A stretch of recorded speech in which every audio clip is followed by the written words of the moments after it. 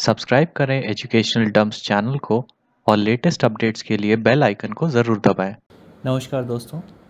आज के इस वीडियो में हम जो टॉपिक डिस्कस कर रहे हैं वो है priority of a thread.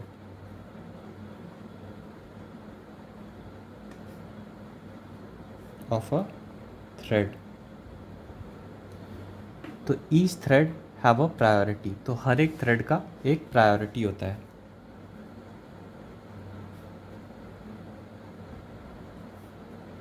Has a priority. Priorities are represented by a number between 1 and 10। तो पॉइंट 2 हो गया, priorities are represented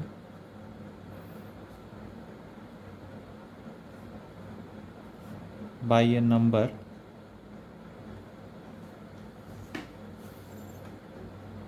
between 1 to 10. In most cases, thread scheduler schedules the threads according to their priority. तो thread scheduler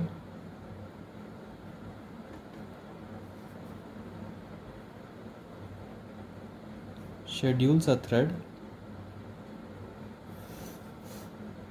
according to their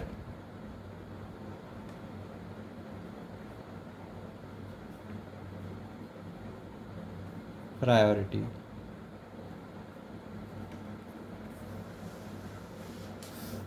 जिसे हम pre emptive scheduling भी कहते हैं।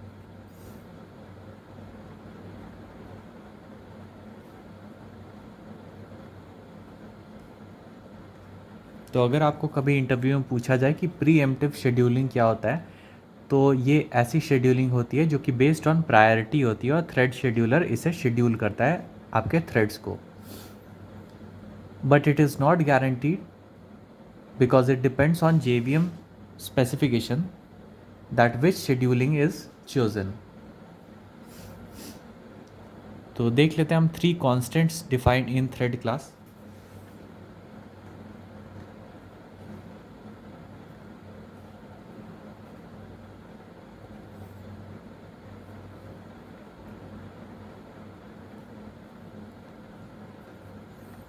पहला हो गया आपका public static end min priority।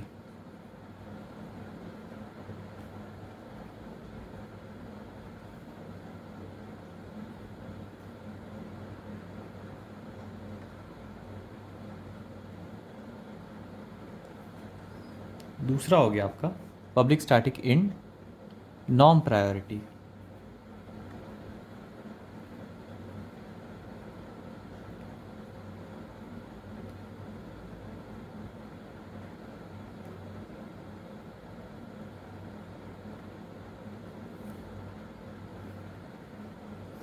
तीसरा हो गया public static int max priority.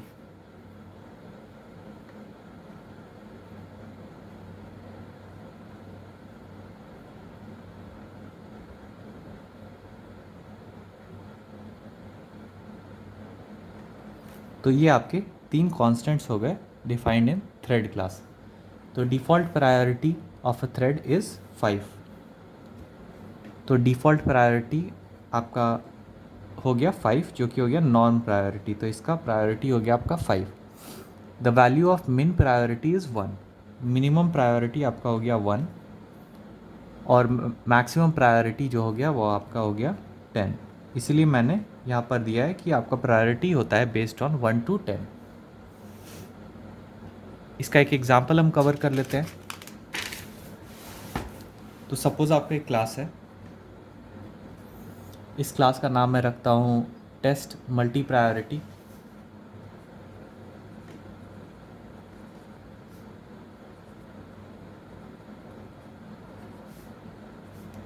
अब हम क्या करते हैं, इसे एक्सटेंड करा देते हैं थ्रेड क्लास को। रन मेथड को अब हम कॉल करते हैं। तो पब्लिक वॉइड रन प्रिंट करा देते हैं running thread name is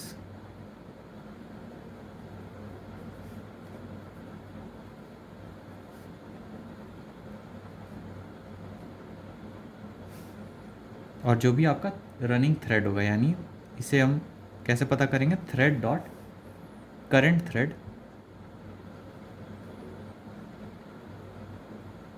thread method dot उसका नेम हमें गेट करना है, तो उसके लिए गेट नेम।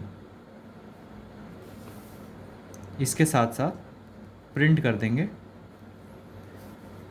उसका प्रायोरिटी, तो running thread priority is plus, तो उसका प्रायोरिटी भी हम प्रिंट करा देते हैं, thread dot current thread dot gate priority. तो गेट प्रायोरिटी मेथड से हमारा उस रनिंग थ्रेड का प्रायोरिटी पता चल जाएगा। अब हम क्या करते हैं, मेन मेथड को डिफाइन करते हैं।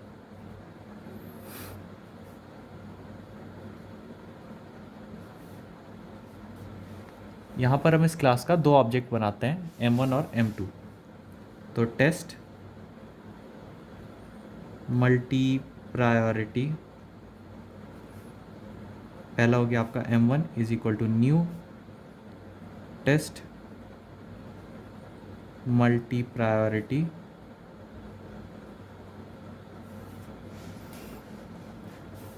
इसी के साथ हम m2 भी ऑब्जेक्ट बना लेते हैं। अब हम क्या कर रहे हैं, m1 का प्रायोरिटी को सेट कर रहे हैं, तो m1 dot set priority thread dot मिन प्रायोरिटी, थ्रेड डॉट मिन अंडरस्कोर प्रायोरिटी।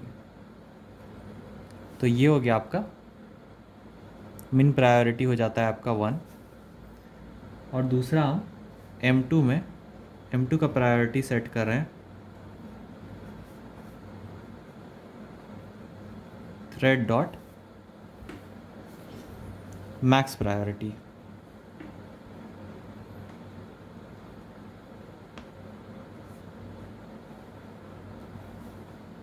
मैक्स प्रायोरिटी होता है आपका 10।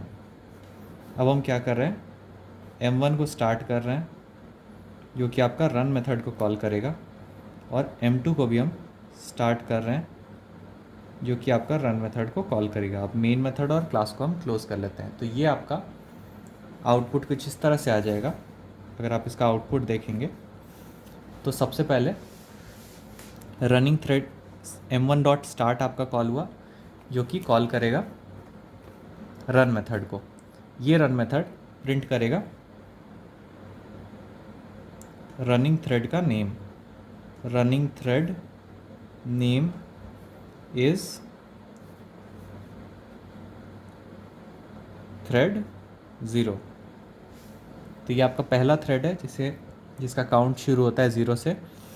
अब रनिंग थ्रेड प्रायोरिटी इज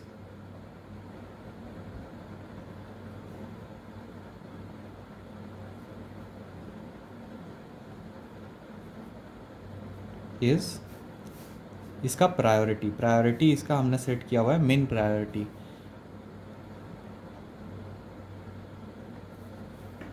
तो ये आपका मिन प्रायोरिटी जो भी होगा वो आपका रिटर्न कर देगा।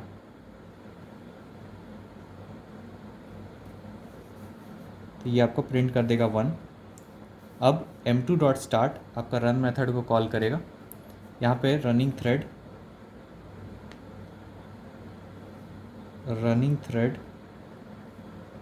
नेम इज, थ्रेड का नेम आ जाएगा थ्रेड 1, और रनिंग थ्रेड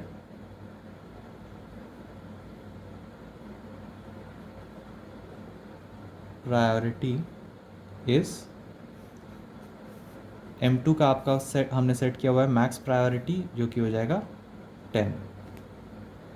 तो ये था आपका एक छोटा सा वीडियो थ्रेड प्रायोरिटी के ऊपर। आशा करता हूँ आपको ये वीडियो अच्छा लगा होगा। अगर ये वीडियो अच्छा लगा हो तो इसे लाइक और शेयर ज़रूर करें। चैनल को सब्सक्राइब करना ना भूलें। आपका बहुत बहुत धन्यवाद।